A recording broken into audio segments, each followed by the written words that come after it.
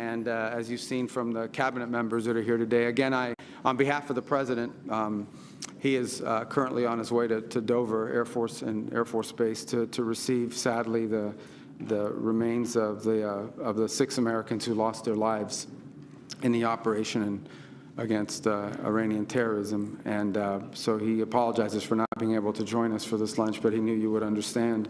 But he's very excited about this initiative, and I'm personally very excited to be part of this with each of you today. It's a top priority for us.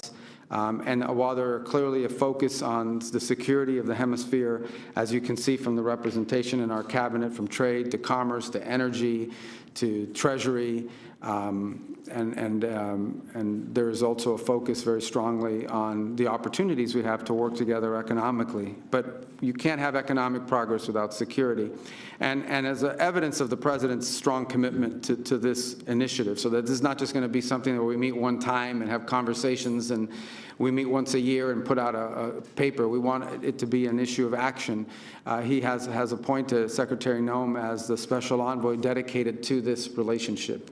And you will see a lot of her. She'll be very involved with each of you at a personal level and on a daily and weekly and monthly level to ensure that what we talk about here today and the work we do together continues on, and we can build upon that. So I want to turn it over to our envoy, who will be doing this, and she'll be running our program. And again, thank you really, truly, for joining us in this, what I think is a very historic gathering of allies and friends, as I said in my comments earlier today. Secretary Noem.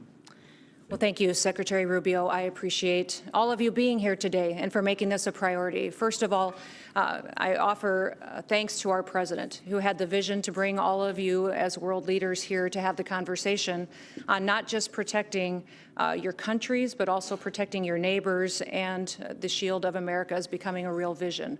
This is intended to be a group that works together to make sure that we're each defending our own sovereignty, we're each defending our own security and economic prosperity, but then also continuing to build on these relationships to ensure that we can do that in a way that's effective, defeating the enemies that we have amongst us in the cartel organizations, which our country has designated as foreign terrorist organizations. But then also by adding that security element, we have an opportunity then to have economic prosperity that blesses all of our people. So I do want to thank the President for creating this and for giving me the honor and the opportunity to serve as a special envoy to this region, to the Western Hemisphere.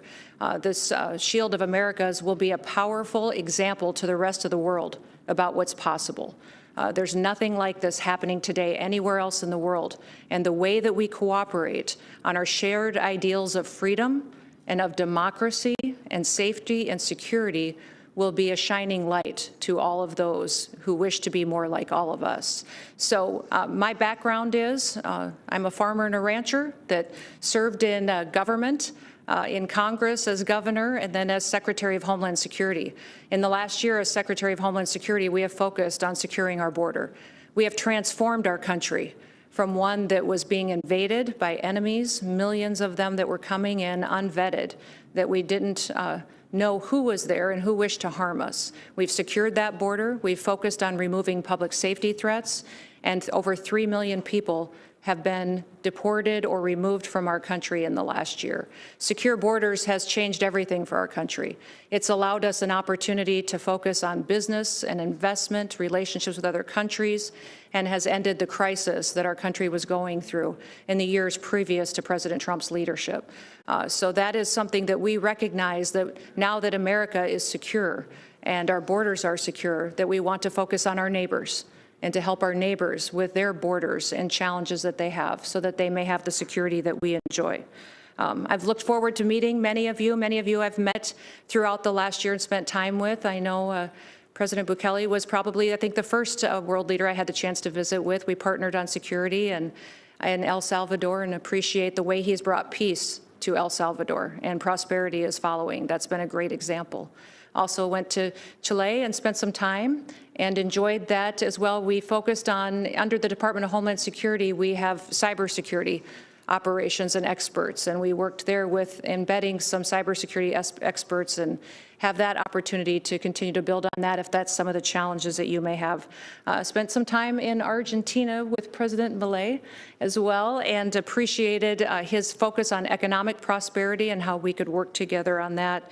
And of course, Ecuador has been very strong partners with all of us. We've worked on not just security and fighting cartels, but also making sure the drug trafficking is being addressed and we can build those relationships. I've been in many of your other countries working with your presidents and leaders and hope to continue to build on that so that we could have candid conversations about what to do in the future. Our objectives are going to be to destroy the cartels, to go after these narco-terrorists that are destroying our people, killing our children and our grandchildren.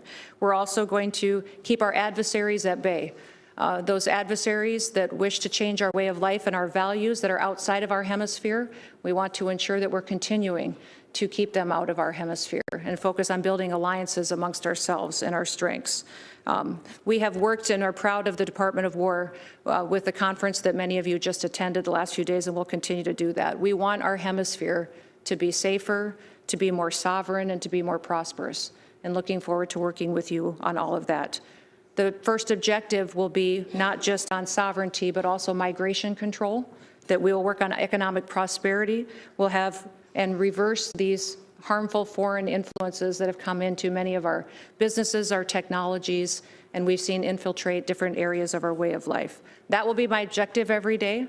I will, when the press leaves, give you all my personal cell phone numbers so that you can reach me at any time that you may need something, and we'll work together to continue to make sure that our relationship is a shield to the Americas, that this will be a Western Hemisphere that is better, safer, more prosperous, and more free because of the leadership that all of you provide. So thank you to Secretary Rubio for hosting this and having the vision to bring us all together. I think this will be something that for years to come will bring more security to our nations.